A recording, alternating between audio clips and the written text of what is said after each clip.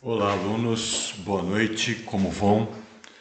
Na nossa última aula, videoaula número 2, né? Hoje nós vamos falar na videoaula número 3 sobre a estratégia que nós estamos falando sobre integração vertical. E a gente estava falando sobre o modelo Verril, né, com relação à questão de valor, raridade e imitabilidade. E nós comentamos sobre a questão da imitabilidade com relação ao modelo. E agora nós vamos falar sobre a questão da organização, né? O O do modelo Verril. Ou seja, normalmente a empresa que adota a estratégia de integração vertical, ela acaba adotando uma estrutura funcional ou também tido como forma de estrutura em U. O que significa isso, né? Normalmente, os departamentos que a empresa possui, por exemplo, contabilidade, finanças, marketing, RH, que já buscam, né, trabalhar o processo de cooperação e também às vezes um processo que gera também conflito, eles assumem, né, os mesmos departamentos do novo negócio, da empresa que foi integrada, né? Ou para trás ou para frente.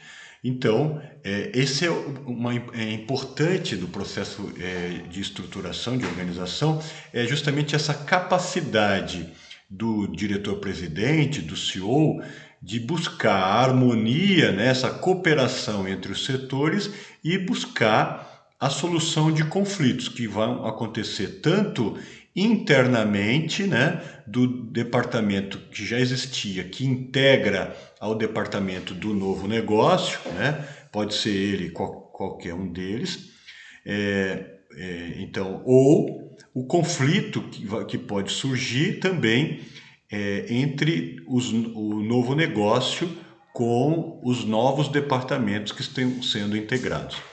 Então é sempre uma nova cultura, uma nova situação, às vezes, dessa nova empresa, e essa nova empresa pode não se adaptar, né, à cultura que a empresa que está adquirindo, né, que está comprando. Então isso pode gerar diversas situações de dificuldade nesse processo de integração. Então cabe ao CEO, né, buscar a solução desses conflitos para que esses conflitos não atrapalhem a estratégia da empresa, que é de integração, prejudicando a geração de valor que a empresa está buscando com essa estratégia de integração, né? Então, tentando resolver e buscar essa cooperação. E, ao mesmo tempo, né, a empresa, além desses critérios de criar uma estrutura organizacional, ela, claro, é por meio da estrutura, né, e por meio dos seus controles que a empresa consegue implementar a estratégia, qualquer uma delas, inclusive essa de integração vertical. Então ela precisa controlar agora para que evitar com que esses conflitos e buscar que essa integração agregue valor, gere, né, economias importantes na hora dessa integração dos departamentos que já possuíam com os novos departamentos da empresa que foi adquirida, né, que foi integrada. Então, nesse sentido, a busca da cooperação e da solução é fundamental, né? Então, essa é a ideia principal. E esses controles, normalmente, né, os controles formais, que isso irá acontecer para buscar essa cooperação, né, e evitar uma competição interna e um conflito gigantesco, normalmente se utilizam, né, de orçamentos gerenciais e os comitês, né, os comitês internos de conselho dos conselhos. Então, os orçamentos eles vão de maneira participativa, né, envolver os gerentes funcionais dos departamentos, tanto da empresa que integrou quanto da empresa integrada, E isso envolvendo a participação para que esses orçamentos sejam cumpridos, né? Observando aí os valores que foram determinados tanto no curto prazo quanto no médio e longo prazo. E os comitês, porque o CEO sozinho não conseguirá. Então, normalmente, ele precisa da colaboração tanto de um comitê executivo, né, formado aí pelo pessoal principalmente ligado a vendas e produção, e também o comitê operacional envolvendo todos os gerentes, né, que vão acompanhar o desenvolvimento da estratégia de integração, se está dando sucesso ou não. Então, tudo isso vai optar por gerar valor, né, gerar essa economia de valor, aproveitando lá a cadeia de valor com o processo de integração entre as duas empresas, para que essas duas empresas consiga potencializar ainda mais o seu valor de mercado, né, do que se elas estivessem atuando sozinhas.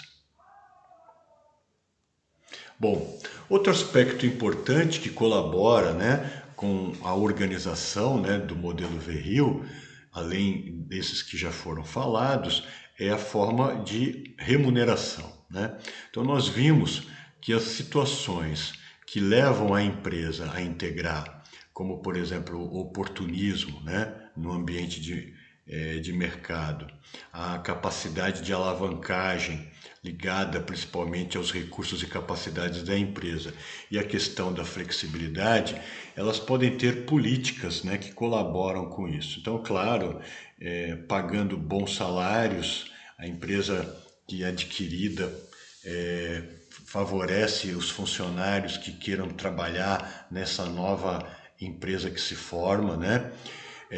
Então, evitando questões de oportunismo, de que o funcionário abandone a empresa para ir trabalhar em outro lugar, né? Porque isso é fundamental para a manutenção das atividades de valor e do conhecimento que já tem, né, adquirido dentro da empresa. Então, o salário, bônus para pagamento em dinheiro individual, por produtividade individual, pagamento em ações, né?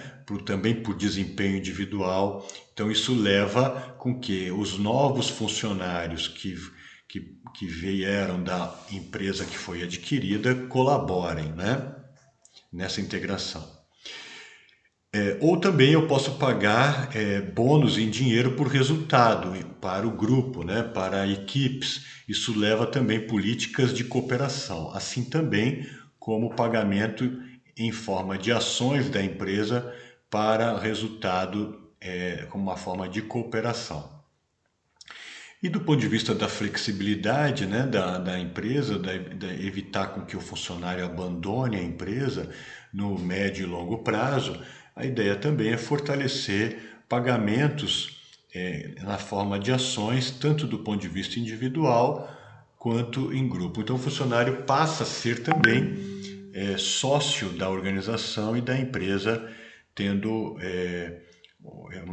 uma participação em ações da empresa, né? Isso, se as ações da empresa valoriza no médio para o longo prazo, ele ganha isso como uma remuneração adicional, né, possuindo ações.